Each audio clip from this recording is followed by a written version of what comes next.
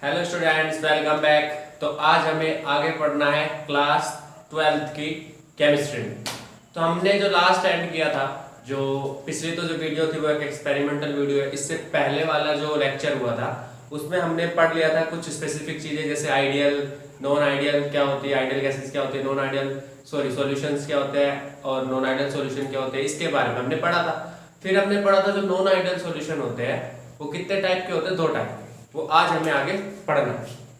हमें पढ़ना है आज non ideal solutions. Non ideal solutions क्या होते थे? जो कि रॉल्स लॉ को फॉलो नहीं करते, ठीक है। और इसमें डेल्टा वी जो मिक्सिंग है उसके बाद वॉल्यूम चेंज हो जाता है, यहाँ पर जो हीट है वो चेंज हो जाती है, इवोल्यूशन ऑफ हीट हो भी सकता है और हीट की रिक्वायरमेंट भी हो सकती है, डिपेंड करता है अलग अलग केसेस में, ठीक है।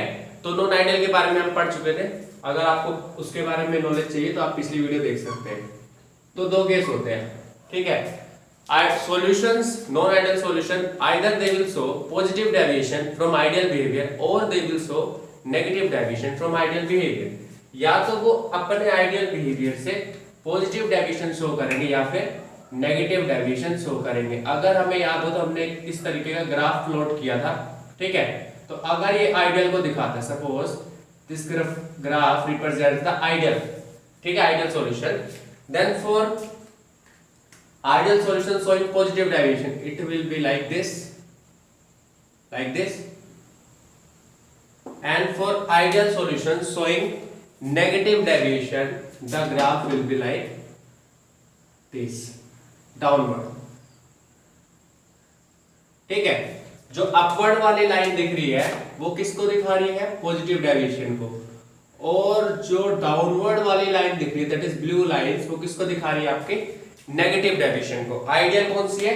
ये जो पिंक वाली लाइन चल रही है, ठीक है। यहां हमने लिखा हुआ था XA is equal to 1, XB is equal to 0, यहाँ पर XA 0, यहाँ पर XB इज इक्वल टू 1, ये हमने लिखा हुआ था, ठीक है। अब आइडियल जो नॉन आइडियल सॉल्यूशन होते हैं उसमें 2 टाइप है, दैट इज पॉजिटिव डेविएशन और नेगेटिव डेविएशन। इनकी क्या कैरेक्टरिस्टिक्स है जरा हम इसको एनालाइज करते हैं, ठीक है। तो हम यहाँ टेबल बना लेते हैं। नेगेटिव डेविएशन, ठीक है, नेगेटिव डेविएशन कौन दिखाएगा और पॉजिटिव डेविएशन कब, ये देखना। चलिए जरा ध्यान से देखते हैं। देखिए हमने क्या पढ़ा था, नॉन आइडियल जो सॉल्यूशन होते हैं वो कब बनते हैं? जब interaction between A B is either greater than और लेस देन, और इन शॉर्ट हम कहें कि it is not equal to the interaction between A and B. या देखो क्या होगा, जो सॉल्वेंट और सोल्यूट जब प्योर स्टेट में थे तो उनके बीच में जो इंटरमोलिकुलर फोर्स ऑफ अट्रैक्शन है उनके कंपैरिजन में, या तो जो दोनों कंपोनेंट मिक्स होने के बाद जो फोर्स बन रही है, या तो उनके ज्यादा हो जाएगी अट्रैक्शन उनके बीच में या फिर कम हो जाएगी। जैसे कि अगर आपके पास जैसे ये प्योर है, ए प्योर है दैट इज ए इंटरेक्शन होगी, बी प्योर है that is B B interaction होगी, ठीक है। आपने इन दोनों को मिक्स कर दिया तो क्या बन गया? ए बी बन गया।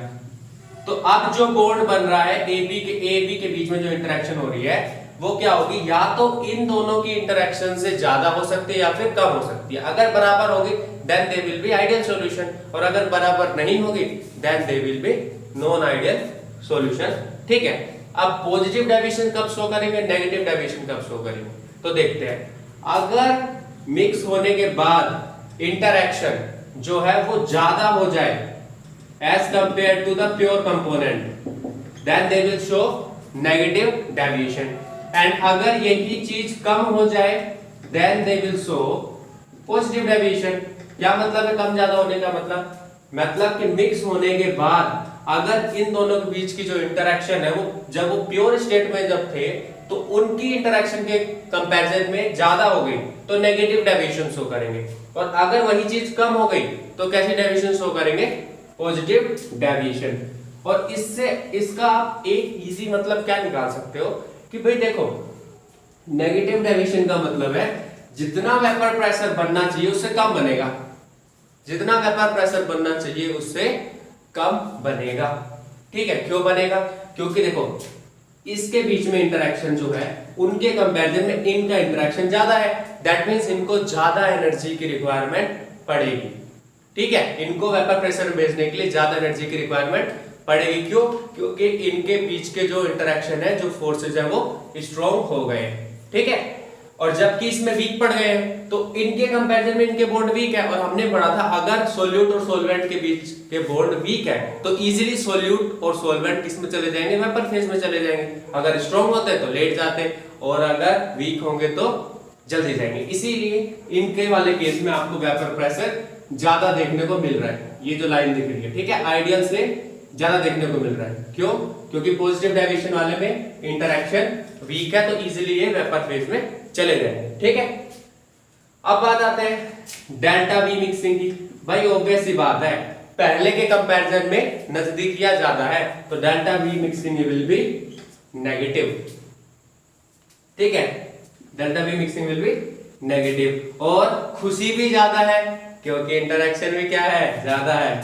होता है ना ऐसा कि जब खुश होते हैं, अरे भाई ले तू पैसे लुटा ले, तो ये एनर्जी यहाँ रिलीज, यहाँ पर एनर्जी क्या होती है? रिलीज हो जाती है। इसके केस में क्या होगा? उल्टा। उल्टा क्या? भाई इनमें तो इनमें वैसे ही तकरार है, आपने इन दोनों को साथ रख दिया, ले भाई दो घर में दीवार बन गई। होता है ना, शादी के बाद दीवारें खींची जाती है, इंटरेक्शन वीक है, क्या होगा? पॉजिटिव, वॉल्यूम बढ़ गया, एरिया बढ़ गया।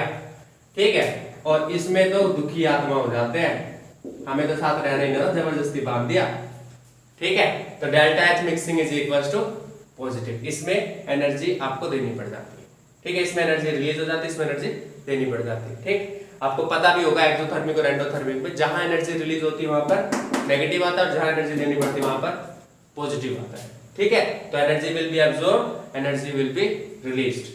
ये किसके केस में था? Negative deviation and positive deviation में।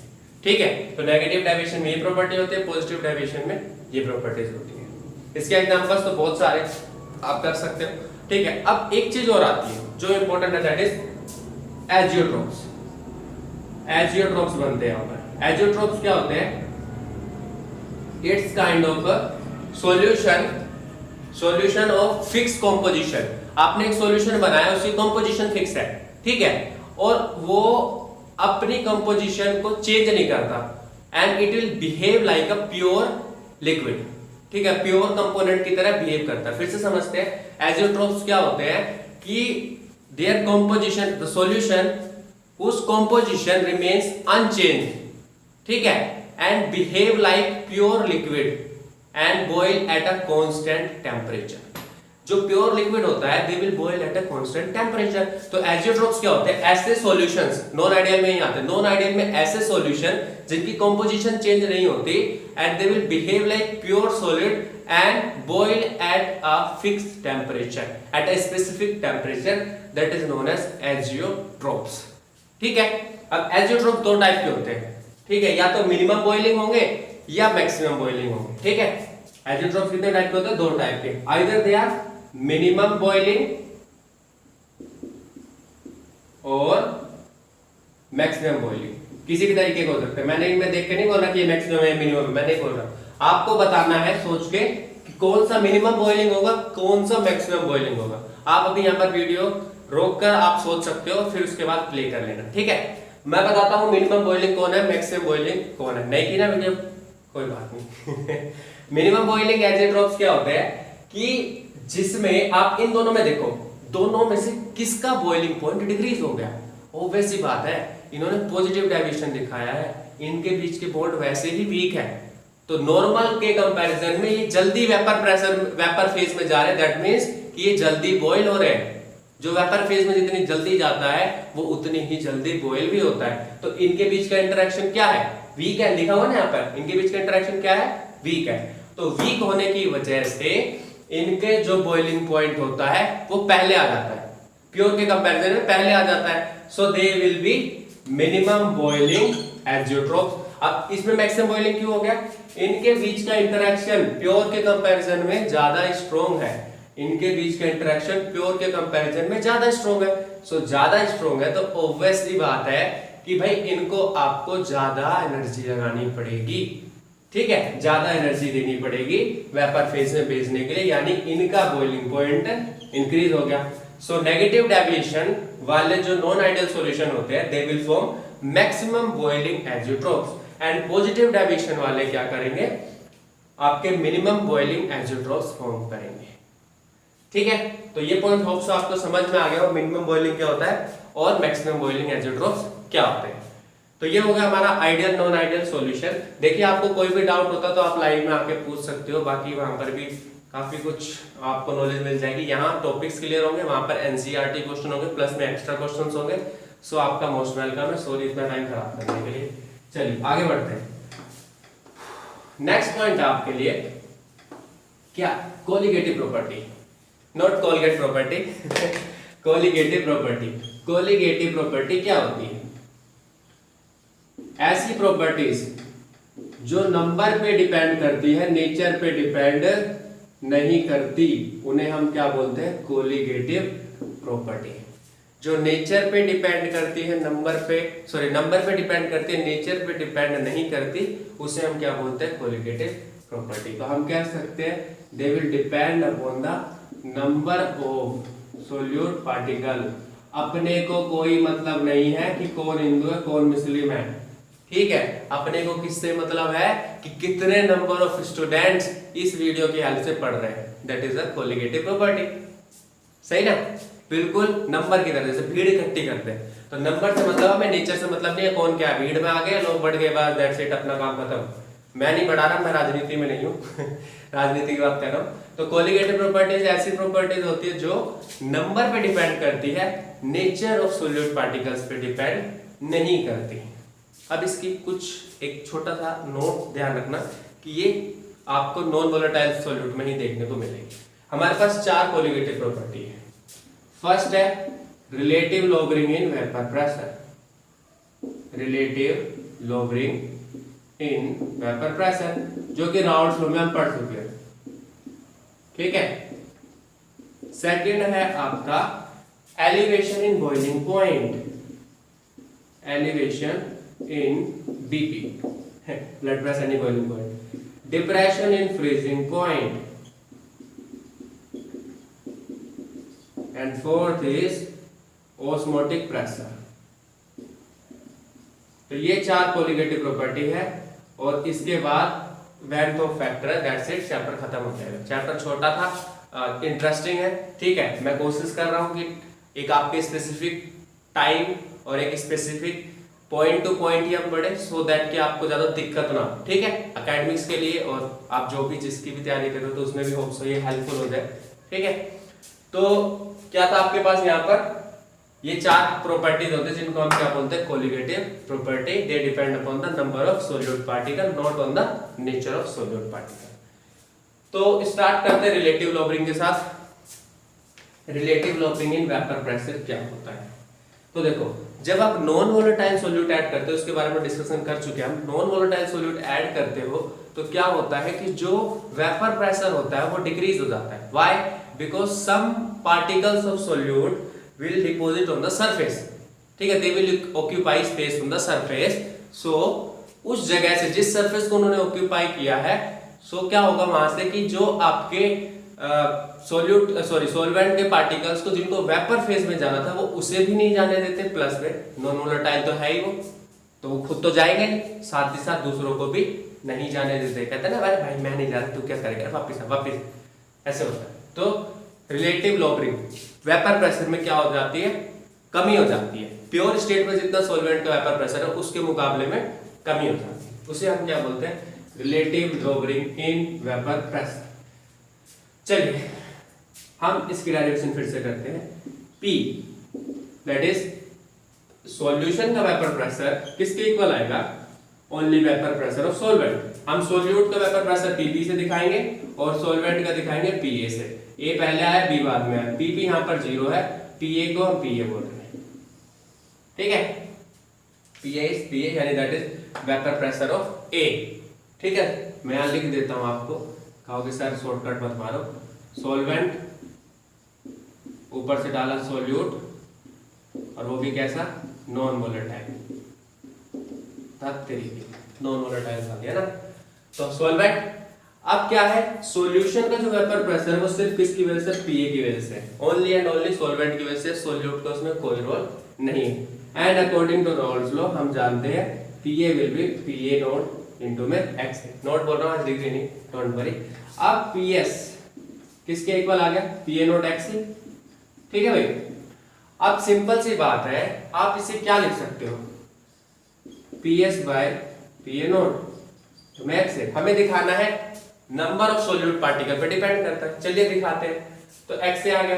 अब हम जानते हैं sum of mole fractions will be 1, तो x is equal to 1 minus X B, simple put कर दीजिए यहाँ पे, तो वैल्यू क्या बन जाएगी, PS by P naught 1 minus X B, clear.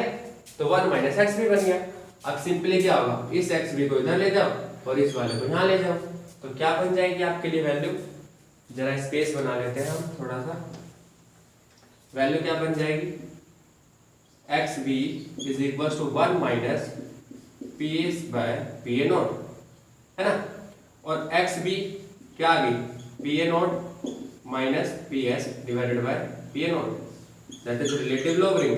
आपने कंपेयर कर दिया डिक्रीज इन वेपर प्रेशर को ओरिजिनली प्योर स्टेट के वेपर प्रेशर से, that is relative lowering in vapour pressure. ये क्या है, relative lowering in vapour pressure, ठीक है। तो इस तरीके से हम रिलेटिव लोअरिंग निकाल लेते हैं किसमें, वेपर प्रेशर में।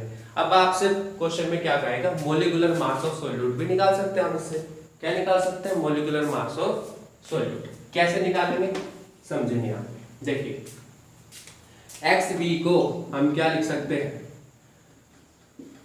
moles of solute divided by moles of solvent plus moles of solute, and we know Na is much larger than Nb, so we will neglect Nb, Xb will be Nb by Na, that means आप Nb को क्या लिखोगे, given mass that is Wb divided by molecular mass divided by Na, and Na will be W A, आधे marks चलने लग गया, M A अंधेरे में ऐसे होता है, ठीक है।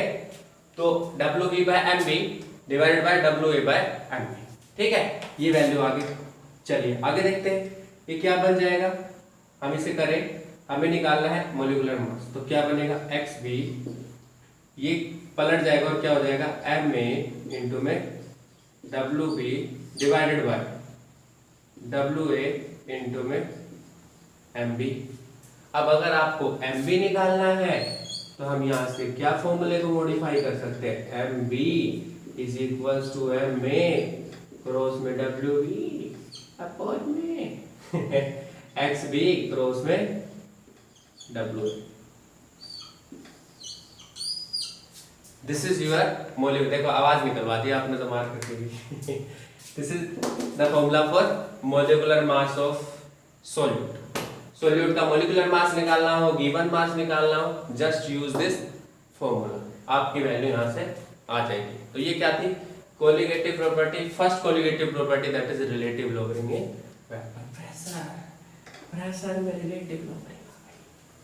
चलिए जरा आगे देखते हैं हम, elevation in boiling point. What is boiling point, boiling point आप किसे कहते हो, बॉइलिंग पॉइंट का मतलब होता है भाई, अगर यहाँ पर कुछ हो तो चलिए कोई बात नहीं, बॉइलिंग पॉइंट का मतलब होता है कि it is the temperature at विच, देखो अगर आप कई बार हम बॉइलिंग पॉइंट क्या बोल देते हैं कि भाई सिंपल सी बात है, जिस टेम्परेचर पर जो सॉलिड जो सॉरी लिक्विड है वो किस में चला जाए, गैस फेज में चला जाए, उसे हम बोल देते हैं बॉइलिंग पॉइंट। तो मेरे प्यारे साथियों क्या ये बात सच है, नहीं सर, जिनको पता है उनको पता है, जिनको नहीं पता उनको मैं बता देता हूँ कि बॉइलिंग पॉइंट पहुंचने से पहले ही लिक्विड दगाबाज रे, दगाबाज पहले ही चला जाता है गैस फेज में। कैसे, इवेपोरेशन से। आप अपने घर के कपड़े सुखाते सूख जाते हैं, हाँ भाई सूख जाते हैं। कैसे सूख जाते हैं? क्योंकि अब ये थोड़ी कि आप अपने कपड़ों को 100 डिग्री सेल्सियस तक पहुंचाते हो का, नहीं ना। तो कैसे पहुंचते हैं? क्योंकि वहां पर इवेपोरेशन कंटिन्यूअसली होता रहता है, वेपोराइजेशन हो जाता है। इवेपोरेशन मींस कि जो मैटर है वो अपनी लिक्विड स्टेट से गैस स्टेट में चला जाए, थलाइवा गैस स्टेट में चला जाए without reaching it's boiling point. बिना बॉइलिंग पॉइंट आए वो अपनी जो लिक्विड स्टेट है उससे गैस स्टेट में चला जाता है। चले जावे तो क्या कहलाता है आपका? Boiling point, sorry evaporation. तो अगर अपने बॉइलिंग पॉइंट को रीच करने से पहले कोई भी लिक्विड अपनी लिक्विड स्टेट को छोड़ के गैस स्टेट में पहुंच जाता है तो उसे हम क्या बोल देते हैं? बॉइलिंग पॉइंट बोल देते हैं। अब तनिक दिमाग लगाते हैं। तो बॉइलिंग पॉइंट क्या होगा? स्पेसिफिक डेफिनेशन 12th में आगे अपग्रेड कर देते हैं कि ऐसा टेम्परेचर जिस टेम्परेचर पर लिक्विड का वेपर प्रेशर एटमॉस्फेरिक प्रेशर के इक्वल हो जाए। गैस, देखो दिमाग में रखना, लिक्विड से गैस, गैस यानी एटमॉस्फेयर। तो जिस टेम्परेचर पर लिक्विड का वेपर प्रेशर एटमॉस्फेरिक प्रेशर के इक्वल हो जाए उसी पॉइंट को हम बॉइलिंग पॉइंट बोलेंगे। ठीक है? तो जिस टेम्परेचर पर लिक्विड का वेपर प्रेशर एटमॉस्फेरिक प्रेशर के इक्वल हो जाए उसी को हम बॉइलिंग पॉइंट बोलेंगे। चलिए देखते हैं। Suppose this line represents the vapor pressure and this line represents the temperature. Do you know temperature? Now see, this is the line. This is the line representing the atmospheric pressure. ATM है ATM, ठीक है। अब pure solid जो होता है, pure solid जो component होता है दैट इज सॉल्वेंट। तो सॉल्वेंट का जो वेपर प्रेशर है वो सपोज इधर आता है, ठीक है। वो इस पॉइंट पर कट करके इस टेम्परेचर पर इसको लिख देते हैं हम टीबी नोट। उस इस पॉइंट पर वो वेपर प्रेशर, उसका वेपर प्रेशर एटमॉस्फेरिक प्रेशर के इक्वल हो जाता है। This is solvent. And solution के केस में उसका वेपर प्रेशर थोड़ा सा आगे जाके होता है, ठीक है। सॉल्वेंट के केस में थोड़ा सा आगे जाके होता है, that is TB. This is vapour pressure for solution. ये जो लाइन है वो किसको दिखाती है? सॉल्यूशन को। मैं लिख देता हूं A B C D E F G H, आपको आती होगी ए बी सी डी, अच्छी बात है। ए बी किसको दिखाता है? सॉल्वेंट के वेपर प्रेशर को। सी डी किसको दिखाता है? सॉल्यूशन के वेपर प्रेशर को। तो प्योर स्टेट में सॉल्वेंट होता है ना, तो वो वेपर प्रेशर ए बी से दिखाता है और सॉल्यूशन का कौन दिखाता है? सी डी से दिखाता है। तो आप देख रहे हो कि भाई सॉल्वेंट का पहले ही टेम्परेचर में पहले ही इक्वल हो गया और सॉल्यूशन का बाद में हुआ है। इसी को क्या कहते हैं? Elevation in boiling point. और एलिवेशन इन बॉइलिंग पॉइंट क्यों होता है? अरे मुन्ना बहुत सिंपल कंसेप्ट है जी, बहुत सिंपल। चलो सुना देते हैं हम तुम्हें। नन्ना मुन्ना राई हूं और कंसेप्ट का सिपाही हूं। चलो कंसेप्ट गाओ मेरे संग। चलो तो कंसेप्ट क्या है? अभी आपने पीछे पढ़ा, क्या पीछे पढ़ा कि भाई मारो मुझे मजाक कर रहा हूं, कि आपने अभी पढ़ा कि जो वेपर प्रेशर है, जब नॉन वोलेटाइल सॉल्यूट आप ऐड कर देते हो तो वेपर प्रेशर क्या हो जाता है? कम हो जाता है। यस, वेपर प्रेशर क्या हो जाता है? कम हो जाता है। यानी कि एटमॉस्फेरिक प्रेशर के इक्वल लाने के लिए आपको एक्स्ट्रा टेम्परेचर सप्लाई करना पड़ेगा। क्यों? जब वो प्योर स्टेट में था तब उसको रोकने वाला कोई नहीं था, रे अपने रास्ते में कोई नहीं था, सब सीधा वेपर प्रेशर में जाते थे और सिंपली किसके इक्वल हो जाता था? एटमॉस्फेरिक प्रेशर के इक्वल हो जाता था। अब क्या है? अब कुछ स्पेस को सोल्यूट के पार्टिकल ने, नॉन वोलेटाइल के सोल्यूट के पार्टिकल ने ऑक्यूपाई कर लिया। तो जब उन्होंने ऑक्यूपाई कर लिया तो वेपर फेज में जाने में प्रॉब्लम होगी। तो आप क्या करोगे? एक्स्ट्रा पैसा ले ले पर जा रहे, तो आप पैसे की जगह पे क्या दोगे? टेम्परेचर दोगे, एक्स्ट्रा टेम्परेचर दोगे, सो दैट कि जो vapour pressure non volatile solute के आने की वजह से कम हो रहा है वो बढ़ जाए। तो आपने एक्स्ट्रा टेम्परेचर दे दिया, काम हो गया। बॉइलिंग पॉइंट पहले 100 पे था, 105 पहुंच गया, 110 पहुंच गया। तो ये क्या था? Elevation in boiling point. और मैं पानी पानी हो गया। चलो तो elevation in boiling point hope so आपको समझ में आ गया हो। नहीं समझ में आया तो लाइन में आ जाइए, ठीक है। तो delta TB that is change in boiling point, this is represented by TB minus TB naught. ध्यान रखना, बड़े में से छोटे को माइनस करेंगे, ठीक है। तो delta T B is directly proportional to molar concentration, this is M molality, यानी कि मोलालिटी के डायरेक्टली प्रोपोर्शनल होता है ये, ठीक है। मोलालिटी ज्यादा होगी तो डेल्टा टीबी भी ज्यादा होगा, और अगर मोलालिटी कम होगी तो डेल्टा टीबी भी कम होगा। नाउ डेल्टा टीबी प्रोपोर्शनलिटी का सिंबल हटाओगे, वैल्यू आ जाएगी केबी इनटू में M. K B is boiling elevation, boiling point constant, molar elevation constant बोल देते हैं, या फिर इसको हम बोलते हैं इब्यूलियोस्कोपिक, इब्यूलियोस्कोपिक कांस्टेंट बोल देते हैं केबी को, ठीक है। This KB is ebullioscopic constant. अब एक लाइन पंच लाइन, दोस्तों पंच लाइन सुन लो। तो पंच लाइन क्या है इसमें कि इब्यूलियोस्कोपिक कांस्टेंट की वैल्यू जरूर पूछेगा आपसे जी, तो आप बताओगे कैसे। प्रोपोर्शनलिटी का जब भी सिंबल हटता है, कोई भी जी डाउट आता है आपको, कोई भी कांस्टेंट आता है उसकी वैल्यू पूछता है, तो क्या करना है, इसको और इसको जो केबी है उसके साथ वाले सब को 1 बना दीजिए, और ये किसके इक्वल आ जाएगा, डेल्टा टीबी। तो क्या बोल सकते हो, अगर केबी की वैल्यू को बोलो तो क्या कहेगा, elevation in boiling point of 1 molar concentrated solution, ऐसा सॉल्यूशन जिसकी कंसंट्रेशन 1 मोलार है, उसके जो बॉइलिंग पॉइंट में एलिवेशन होगा, इसके भी बड़ा ही सिंपल डेफिनेशन है जी, समझ जाइएगा। जिसका मोलार कंसंट्रेशन 1 हो तो ये किसके इक्वल हो जाएगा, डेल्टा टीबी के इक्वल हो जाएगा ना। तो elevation in boiling point of 1 molar concentrated solution is known as simple molar elevation constant, ठीक है, यानी कि ebullioscopic constant. Oh yes I know, ठीक है, ये वैल्यू आ गई। अब आपको दिखाना है ये नंबर पर डिपेंड करता है, तो चलिए थोड़ा सा आगे खिसकते हैं, समझते हैं क्या बात है। अब सर आपने ये बता दिया कैसे कैसे लिखना है पेपर में। पेपर में क्या लिखना है, बॉइलिंग पॉइंट क्या होता है, नॉन वोलेटाइल सॉल्यूट के आने से बॉइलिंग पॉइंट डिप्रेस काहे होता है, ये आप जानते हैं, बड़े अच्छे से बता देना। उसके बाद आप दिखा देना, here graph is shown for this, suppose this is vapor pressure and this is temperature.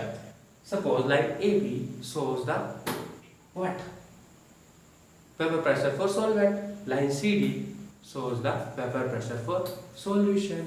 As you can see, P and T and dV dot and dV, and you can easily organize this.